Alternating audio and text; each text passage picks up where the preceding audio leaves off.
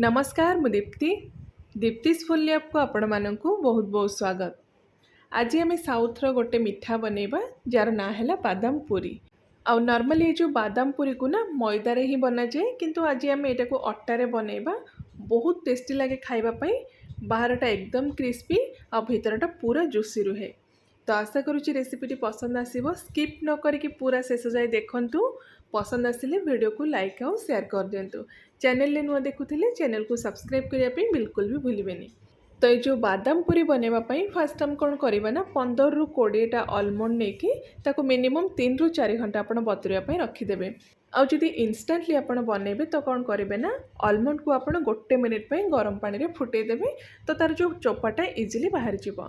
किंतु ये मु 3 घंटा पे बतुरिया पे रखी देथिली। बादाम हमर पूरा बढ़िया से बतुरी जाइछि। एबे आमे सब बादाम रु चोपा को एमती बाहर कर दबा। तो ये सब बादाम चोपा बाहर जाइछि।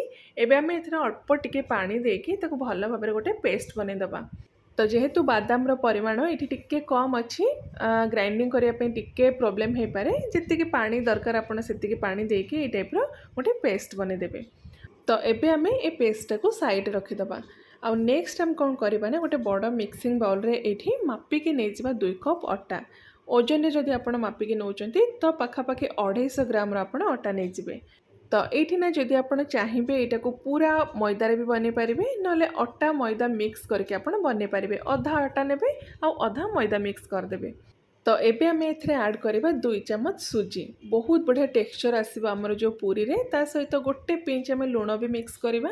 जेकोसी भी आप मिठा बनातु गोटे पिंच जब आप लुण मिक्स करदे ना तार टेस्ट आहरी एनहांस होकर आसो। तो भल भाव फास्ट सुखिला जिनस केमती मिक्स करदबा। तापर खास्ता पाई आम ऐड करवा घी। तो ये 4 बड़ चम्मच मुझे घी। घी जगह आप तेल भी नहीं पारे, किंतु घीटा मिक्स कले यहाँ बहुत खास्ता बने बा क्रिस्पी बने। ता सहित तार टेस्टा बहुत बढ़िया आसे। तो एबे आमे अटा सहित घीटा को पूरा बढ़िया से एमती हाथ में रगड़ी मिक्स करवा। जदि आप चाहिए 2 हाथ में अटाटा को ये घसिकी भी मिक्स करें। पाखापाखि 1-2 मिनिट पे आप एमती भल भाव में अटा को घी सहित मिक्स करेंगे। आउ 1-2 मिनिट पर आप देखिए अटार टेक्सचर चेंज हो टाइप हाथ में आप अटा को लेकिन टिके मुठा करेंगे। जदि अटाटा बांधी हो जाऊँ जानवे ये पूरा बढ़िया से खास्ता हो गला। तो पाखापाखि 2 मिनिट पर ये देखु अटार टेक्सचर आमर ये पूरा चेंज हो जाए।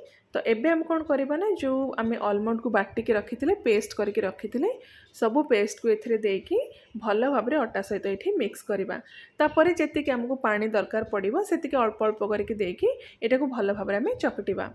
तो ये जो आम डोटा बनैबा ना बेसी ताकू नरम करवानी कि बेसी सुखिला भी करवानी। नॉर्मली आपड़ जमती घरे पूरी बनवाई अटाटा को बनाती सेमती आपड़ टिके टाइट करके को चकटिबे। तो जी दरकार आप अल्प अल्प करके पानी ऐड करके ये टाइप देखते पूरा टाइट करके आम अटाटा को चकटिदबा। तो एबे आम ये जो अटाटा को कभर करके 10 मिनिट पे साइड रखीदबा पूरा भल भाव में जमती आम अटाटा सेट हो। तो से टाइम भितर आम चीनी सिरा बनैबा। आउ चीनी सिरा ये देखु जो कप्रे आप अटा मापिकी नहीं ना से कप्रे मापिकी 1 कप प्लस 1/4 कप एक्सट्रा आम ये चीनी ऐड करवा। तो ये 1 कप मु चीनी देइछि। नेक्स्ट आम से कप्रे मापिकी 1/4 कप एबे चीनी मिक्स करवा। आउ जदि 1/4 कप आप जानी पार नांती तो 1 कप देकी आउ 4 बड़ चम्मच आप चीनी एथरे एक्सट्रा ऐड करेंगे। नेक्स्ट आम से कप्रे मापिकी पाखापाखि 1 कप एथरे पानी ऐड करवा। तो गैस ऑन करके एबे आम चीनीटा को मेल्ट होगा जाए मीडियम फ्लेम रे कुक करवा। किंतु ता पूर्वरु एथरे आम 3-4टा गुजराती को छेचिके ऐड करवा। जदि आप चाहिए ये केसर भी ऐड करेंगे। मु खाली गुजराती गुंड एथरे ऐड करिछि। चोपा सहित आप पकेबे तार जो फ्लेवरटा बहुत बढ़िया आसीबो। तो गुजराती गुंड दे सारा पर मीडियम फ्लेम रे ताको चीनीटा मेल्ट होगा जाए कुक करवा। तो ये जो आम सिराटा बनैबा ना बेसी बहलिया करवानी 2 तार आसवा जाए कुक करवानी कि बेसी पतला भी करवानी। 1 तार आसवा जाए आम सिराटा को कुक करवा। तो चीनीटा मेल्ट हो सारा पर 2-3 मिनिट पे आप मीडियम फ्लेम रे कुक करेंगे। तापर सिराटा को आप चेक करेंगे। देखो सिराटा पड़ला पर ये हल्का तार आसूची हाथ में भी आप चेक करेंगे। 1 तार जदि आपंकर सिरा आसुथबो जानवे जे सिरा आपंकर रेडी हो गला। तो ये आम सिरा रेडी हो जाए। गैस फ्लेम को आम बंद करदे। तापर सिराटा को साइड रखीदे।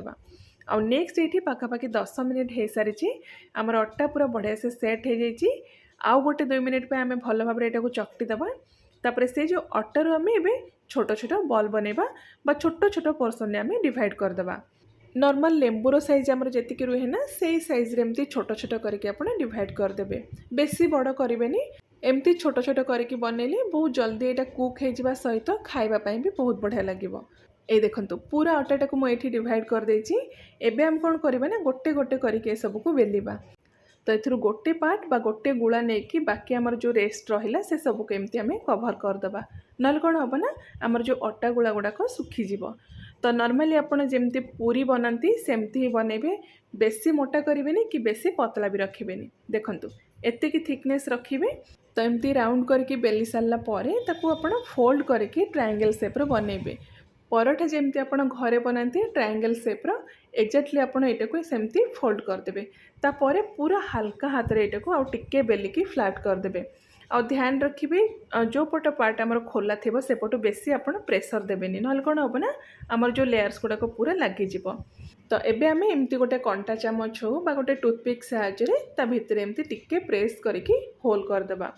छाणिला बेले आमर यहाँ फुलबनी। तो आउ गोटे ये फोल्ड करके मुझे देखा देखु जो खोला पार्टा आमर रहा ये पार्टा से पार्ट आप प्रेसर देवेनि बाकी पार्ट गुड़ाक आप हल्का प्रेसर देके यहाँ को टिके बेलिकी फ्लैट करदे। तापर गोटे कंटा चामच हो बा टूथपिक साहाय्य आप मझीरू टिके टिके एमती कणा करदे से आमर जो पूरीटा फुलबनी। देखु यही टाइप्र फर्स्ट आम सब पूरी गुड़ाक बेलिकी रेडी करदे तापर ताको फ्राए करवा। तो ये देखो अधा पूरी मु बेलिकी रेडी कर देछि। आ बाकी जो आमर अटा गुला रहा ताको आपण एमती कवर करके रखिदेवे। तो ये आम यहाँ फ्राए करवा। फ्राए करने फर्स्ट आप तेलटा को गरम करेंगे। छोट पोर्सन अटा गुला नहीं आप तेल में पकेबे। जदि अटा गुलाटा धीरे धीरे ऊपर को आसो जानवे जे तेलर टेम्परेचर पूरा परफेक्ट अच्छी। तेलटा बेसी जमती गरम न हुए से ध्यान रखिए। कम गरम तेल बा हल्का उषुम तेल रे सब पूरी गुड़ाक आप पकईदेवे जी आपणकर कड़े पैन रे आसूची से पूरी देकी लो टू मीडियम फ्लेम रे आप जो पूरीटा को फ्राए करेंगे। तो धीरे धीरे देखिए पूरी सब एमती तेल उपर को उठा स्टार्ट हो सब पूरी को आप ओल्ट पाल्ट करके दुई पट साइड को भल भाव में कुक करेंगे। फ्लेम आप बिल्कुल हाई करेंगे लो टू मीडियम फ्लेम रे बा पूरा लो फ्लेम रे आप पूरी गुड़ाक गोल्डन आउ क्रिस्पी हवा जाए फ्राए करेंगे।